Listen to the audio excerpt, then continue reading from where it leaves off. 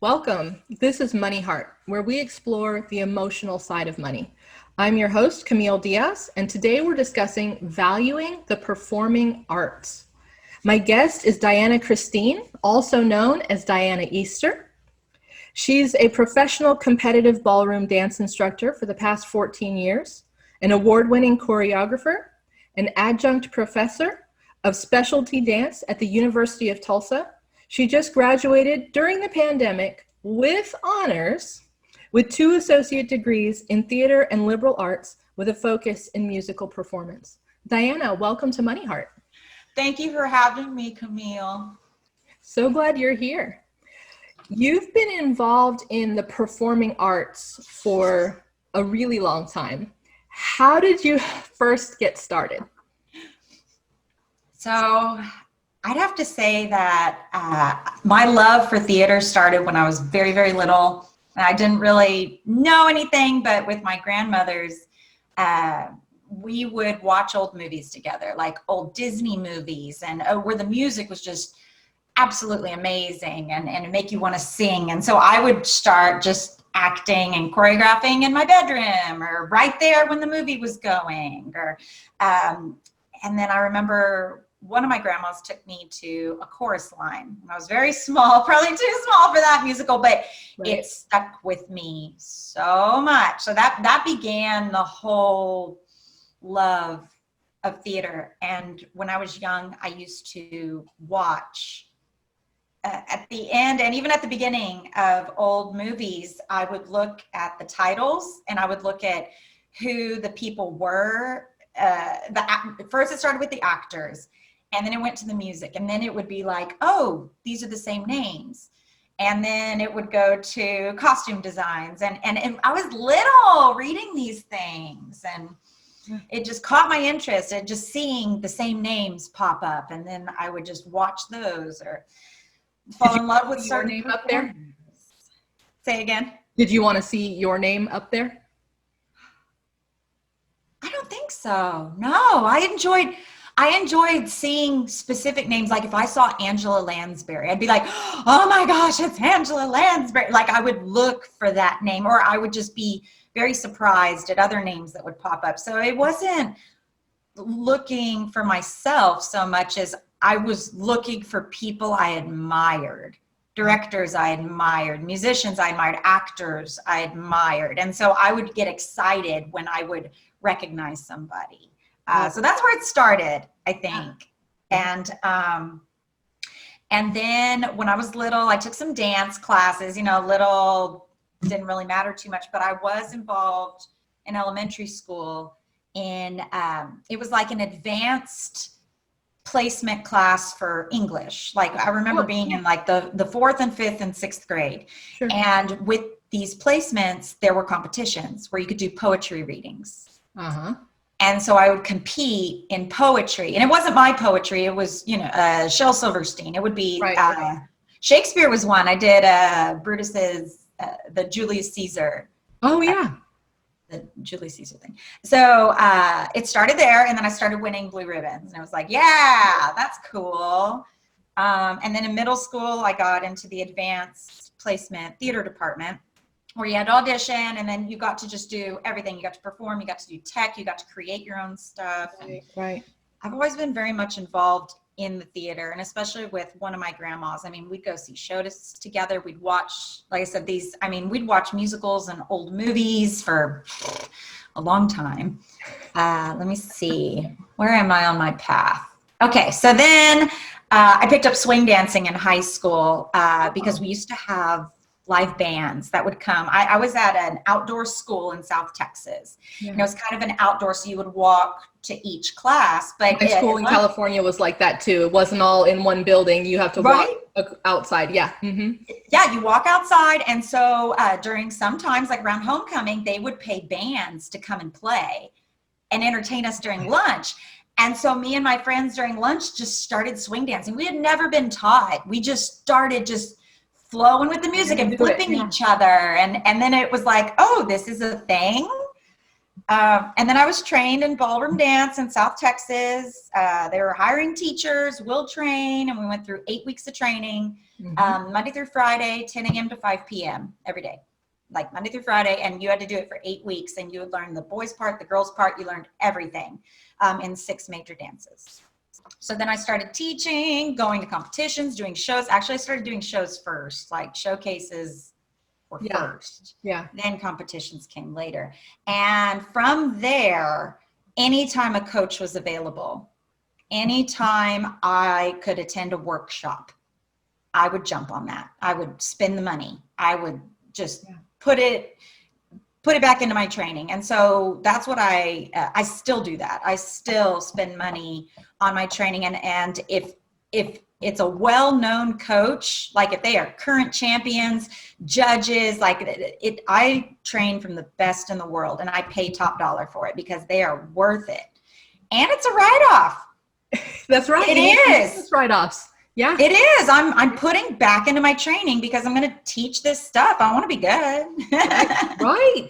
Yes. Excellent point. You want to be good at what you do. So you have to invest in yourself to learn the skills for whatever your industry is. And I want to learn from better than me. I want to learn from the best. I want it to be hard. I want to leave the lesson going, I know nothing. Oh, yes. That feeling when you leave the workshop and your brain's just melting out of your ears because you're like, whoa, mind blown. I had no idea. Or you're crying. I did it so bad. I didn't know I was so terrible. I've been doing it wrong for so long. Yes, I've been doing it wrong forever. I'll tell you if you're not doing good, and I appreciate that. I appreciate that criticism because they cared enough to tell me. They could have just let me keep looking stupid. That is a really good way to look at it. When somebody who's better than you at whatever it is you're trying to learn teaches you, corrects you, gives you criticism, even if it's tough to take in the moment, still appreciating, okay, they cared enough about my progress to teach me that thing and help me get better, rather than just leaving me. It's like when someone has their tag sticking out of their shirt or whatever, like you go tuck it back in. They got a little booger. You're like, hey, you got something going on. Not just leave them to suffer and find it 3 years later, whatever. Yeah. Oh gosh, I should have been fixing that. So yeah, great point. So you work regularly as a performing artist. Yes, that was before shutdown. Well, and during, that's where most of my money comes in, is from teaching ballroom dance and performing and getting paid by different companies as an independent contractor. And I'm able to pay myself, or I hire other people. If they need more people, I hire others and that I know are good and talented, great work ethics, and I bring them in. But yes, performing for sure. Yeah. So when COVID hit, what did it feel like to be deemed non-essential? The worst. It's just like you work and you work and you work, and it was like go, go, go, go. And there's not enough time. And then there's all this time. There's no work. There was none. As a performing artist, as a hands-on dance instructor, there was nothing. Some people did online and some people did Zoom, but some of my clients are in the older, senior, high risk category. They weren't coming in, and some of them don't really like technology. So the Zooms were like, nope, not going to work. Not interested, so they were scared. And that's like the sponsors, that's the income, that's the clientele. So yeah, there was nothing. There was no performances. There was no teaching. There was nothing. I mean, it was nothing. So I had the feeling, and then I'd gotten some good advice from very talented people that told me to hone in on your craft and to be ready. I had the opportunity I had a few opportunities coming up this summer that I missed out on. One was my dance camp that I always attend in Las Vegas. It's where I get coachings Yep. for 4 or 5 straight days of like the best of the best, 8 a.m. till 6 p.m. And I do it every year, every other year. Yeah. So I missed out on that. So I continued to dance in my, condo. But I did get the opportunity. I was supposed to go to a Broadway boot camp on Broadway, learn from the Broadway stars, sing, dance, act. That was like So my cool. Right? Yeah. And so it got canceled. Everything did. Right. But they did do an online class. Okay. And we did online workshops for 3 days, and we got to learn the singing, dancing, acting. But Joanna Gleason, she's she was the original Baker's wife in Into the Woods. She's been in lots of movies, but she told us that now is the time to make yourself better. They're all out of work. Broadway shut down. Yeah. Everywhere is shut down. All we can do right now is hone in on our craft, make yourself better, because when the time comes, when it opens back up, yeah, you need to be ready. Your body needs to be ready. If you're a dancer, you better be ready. You better not be sitting down eating Cheetos. Right. You need to have your body prepared. You have to have your voice prepared. You got to keep dancing. You have to just, wherever your weakness is, make it better. Wherever your strengths are, keep working on it. And so I spent my time in shut-in, doing my Broadway camp and learning those routines, songs, singing. Oh my gosh. I'm in a condo upstairs. My neighbor below definitely knows I am a musical theater major because I'm playing the piano and singing. Yes. I picked up tap. I bet your neighbor loved that too. I went outside for that one, so I wouldn't ruin the floor. But I'm horrible at tap. And one of my friends, who also non-essential, she's a tap instructor, choreographer. She's amazing. She put out just videos for us, just to be like, here, do you want to learn some tap? It's like, yes, I want to learn some tap. So I did that every day. I started doing tap out on my balcony, cement floors and my tap shoes. And so I honed that. I started playing instruments. I started singing. I started playing in makeup. I would dance. I would dance just everywhere, just expressive dancing. And I just kept myself going and not sitting. And I wouldn't let myself overeat. And I wouldn't, because I did want to be ready. I picked up rollerblading right before this shutdown happened. One of my good friends, he must have, I don't know, maybe he was a sage or something, but he must have known that something was going to happen. And back in January, he invited me to rollerblade. And so I started doing it with him. Yeah. And then I loved it. And then COVID shut down, all the gyms shut down. So normally when I'm going to the gym to keep my dance body in shape, they're all shut. Can't do it. Yeah. No. Did you try home exercises during shutdown? I did. Aren't they boring? Actually, I don't mind too much because I like that I don't have to get like properly dressed or comb my hair. But it is less, I love group exercise. And that I really missed a lot of, the whole, all 10 or 20 or however many of us are all doing the same workout and we're all struggling the same. That's really fun for me. Totally missed that. Yeah. And see, I did some of the I still did the home exercises. I did. It just I was bored. I hated it. I was just like, but so I started rollerblading and I did that like twice a day. That's and then cool. So it helped. It helped. And I got fresh air and it was just lovely. It was socially distanced. It was safe, And I think the hard part of at-home exercise for anyone who's a performer or memorizes things quickly is there's only so many times you can do that video before you know the video and it's no longer exciting. And it usually is like 2 times. And then you're like, well, I know everything that happens in this video. Where's the new video? And that's what makes it hard. Yeah. Yeah. And so I would do that. I would listen to my musicals and I would just do squats or I would do, the crunches or, like jumping jacks, things like that. I would do just the regular exercises, but it was just like, bleh, it was kind of boring. So the rollerblading, it kept me engaged and I got to see things and I heard the birds. So it was, saw squirrels, butterflies. I mean, it was beautiful. It totally helped a lot. Yeah. And what a great point that you made. An excellent advice that you got there of okay, when you can't do the thing you normally do, figure out what you can do. How can you make yourself better? How can you hone your craft? How can you still stay in shape? How can you, maintain your level of singing and your level of dancing and all that? Because you're so right. When it comes back, anybody who spent 6 months on the couch is not going to be ready to do a full show. Like No. they're just not going to be ready. So somebody's got to fill that spot. How about you be ready? And I think that applies for all industries. If yours isn't working out right now, figure out what you're going to do instead. Can't be stagnant. You're right. Right. Yeah. What's my side hustle? What's my passion project that I've always wanted to do that I now have time for? How can I get better at my current job so when the jobs open back up, I get a promotion because I'm so good? Yeah. Yeah. Really cool. I love that advice. Since we have both worked in the ballroom world, that's how we know each other originally. We've both had the experience with people asking us to perform for free. Yeah, right.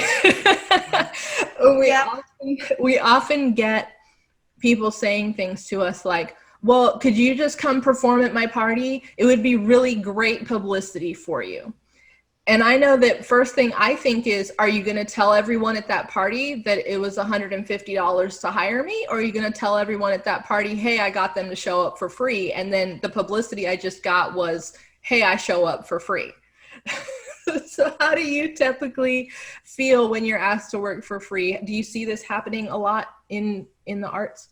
Yes, this happens constantly in the arts. I think that the arts don't get enough credit for how much time it takes and talent, and then it takes a whole team. And this kind of goes back to when I was a kid and I'd watch those credits roll for that movie that I'd watch. Yeah. It wasn't just the actors. That's the first thing that people see. They're like, oh, the actor, oh, the lead. It's like, yeah, what about the guy making the props?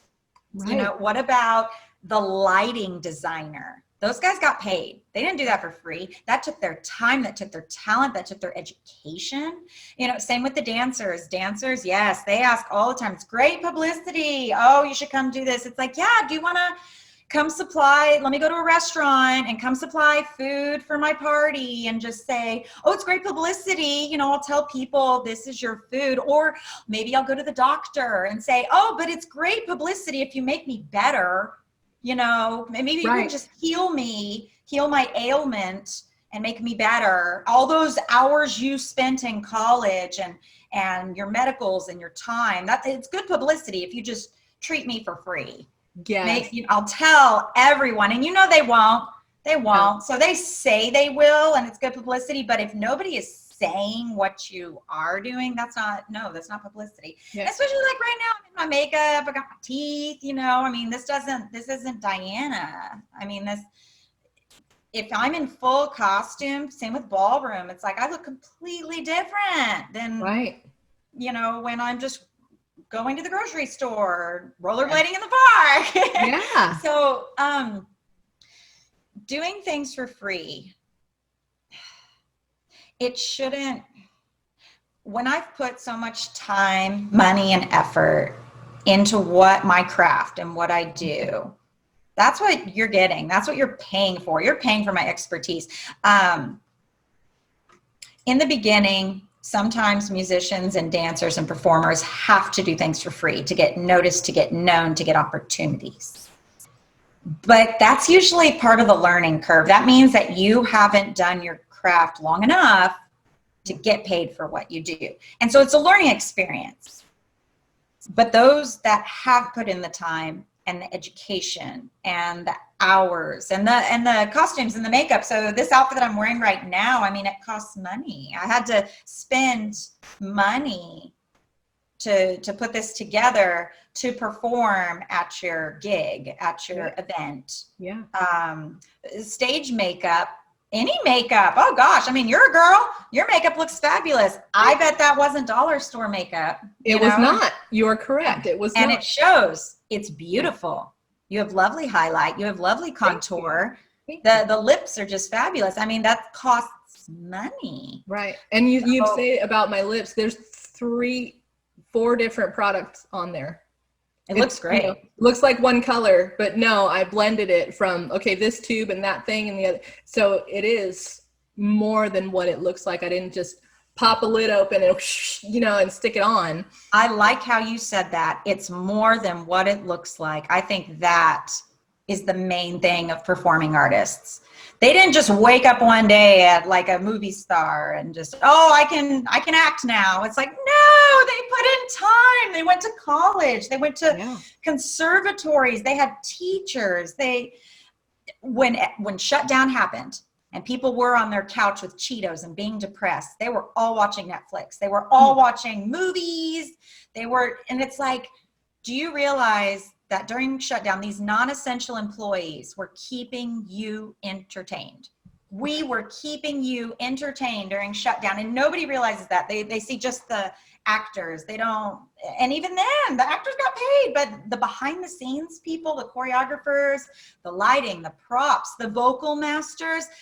Yeah. I mean, I watched a movie the other day. Johnny Depp has his own hairstylist and makeup artist compared to everybody else. Brings his own crew. Okay. Yes, he brings, that costs money. Yeah. You know, and so it's like, we should be paid for what we do. It shouldn't be just, oh, it's publicity. It's like, we have value. Even though I am considered non-essential, we do have value, and I have put a lot of time and talent into my craft. You know, and I definitely, if you see any of my performances, whatever I'm doing, singing, dancing, acting,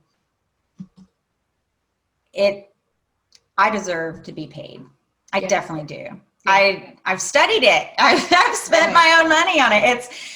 If you give me 2 actors or 2 performers, and one has had no training at all, and then one has spent lots and lots of money on training and college and education, this performer is going to be way better than this one. Right. Natural talent, I don't care. This person who has been trained is worth your money, and should be paid because they put in that time. There's a huge difference. There is a huge difference.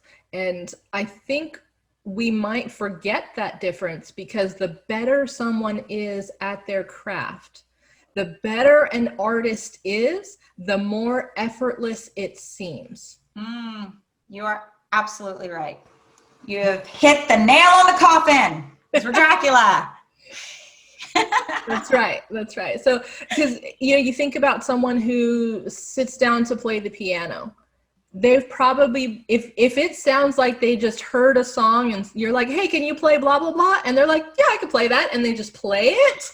Oh my gosh. How many years have they been playing to learn the notes, to learn the chords, to learn the structures, to be able to listen to a different piece and then remember it and play it for you on request? Yes. That's not a small feat, but they made it look effortless. This is very true. I miss the most the live theater.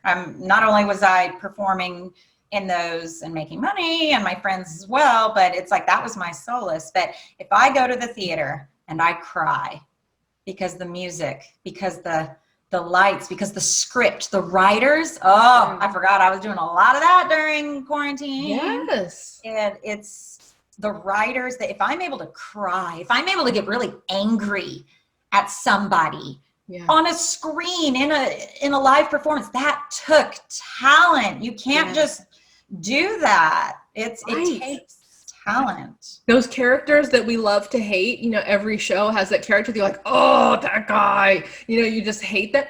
They didn't just most likely wake up being the most annoying person on the planet. They were probably really cool. They're probably really cool. Yeah, they're probably really cool. Or they're the nicest person ever. Right. They're the really sweet one that's super kind to all their fans and all that sort of thing. But in that movie or in that play or whatever it is, they're playing the villain.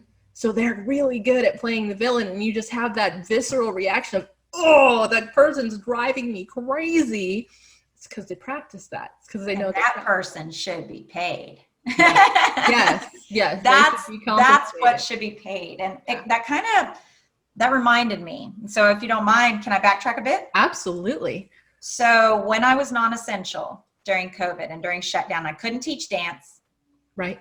and I couldn't perform. Right. I had to adapt. Yeah. So there was a group called Socially Isolated Script Readings, and it was people from everywhere, New York, LA, Oklahoma, I mean, everywhere. And we'd all get together and we just read scripts that people, just everyday people wrote. Yeah. And some of them picked up and some of them started paying. So I was getting paid to perform on Zoom. I was definitely like we're having right now, but it was a script and I was acting and I did provide my own costumes, but I was paid to do that. And so I would get paid per scene, or I would get paid, one was a science musical called Tour. I would get paid to just sing, because I'm a vocal major, I would sing measures of the song and send it in. And so I'd get paid per measure. The other one I'm in is Two Anxious Bisexuals. And there was a bunch of us and it was a script and we would get paid per performance. And then I started writing. And then I just saw opportunities. So one opportunity was writing a script and sending it in, and you might win. And at the time I sent it in and I didn't think anything. I was like, oh, third place, $50. Yeah, I could use that. I ended up winning first. And so I ended up getting a huge amount of money for it. And then I ended up sending in other writing pieces, and I wouldn't call myself a writer, but now I can, because now during shutdown, I've written some pieces and they've been published. And so I get paid for that. And so now I get to add that where I wouldn't have even thought of that before, nor put my focus into that if it weren't, I had to adapt. Right. I had to. Yeah. To survive. So I think that's two great messages that you just made. One of needing to adapt and figuring out a way to do it, even if it's not quite in your wheelhouse, going, I think I can make that work, and doing that. And the other point is for artists to look for opportunities where they get paid.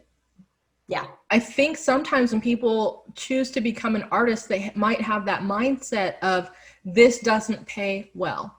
I won't make money as an artist. I will love it. I will be happy, but I won't make money there. And I'm just going to accept that. And what you're saying is you don't have to accept that. You can get good enough to get paid well for what you're doing if you value yourself enough to do so. Yes. You have to jump on opportunities and you got to go outside your comfort zone. I was terrified. I was like, people are going to read this. Is this even any good? And we always, especially artists, we second guess ourselves and doubt constantly. And you just have to do it. And it's terrifying. But one of my theater professors said, maybe it was one of my dance professors.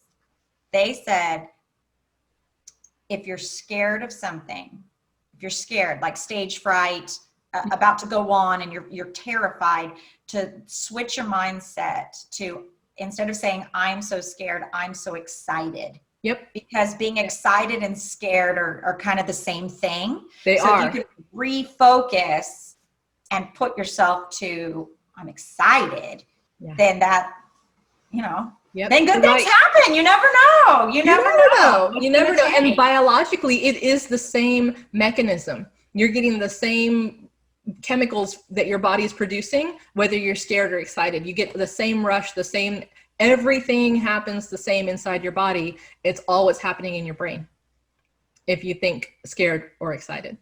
It's science. And I bet that guy was paid to figure that one out. I bet they were. That's right. I bet that scientist was paid to figure that out. Yes. So true. Diana, this has been wonderful. Thank you so much for sharing your art and your science and your insight with us. Thank you. Thanks for inviting me. Diana hires performers for dancing and theater, always paid gigs. She loves connecting people in that industry. And if you would like to connect with her, her email is dianaceaster@gmail.com. Thank you as well to all our listeners and viewers. I'm your host, Camille Diaz. This show is sponsored by Serenity Financial, a Five Rings financial agency specializing in financial education, living benefits, and guaranteed lifetime income. Be sure to follow MoneyHeart on social media at MoneyHeart Show and on our website, moneyheartshow.com. Diana provided us with a money mantra for today. which I really liked because she said, she just instantly came up with this. And she says, don't spend it if you don't have it. Excellent advice for everyone. Thank you, Diana. Thank you for having me, Camille. I had fun. Me too.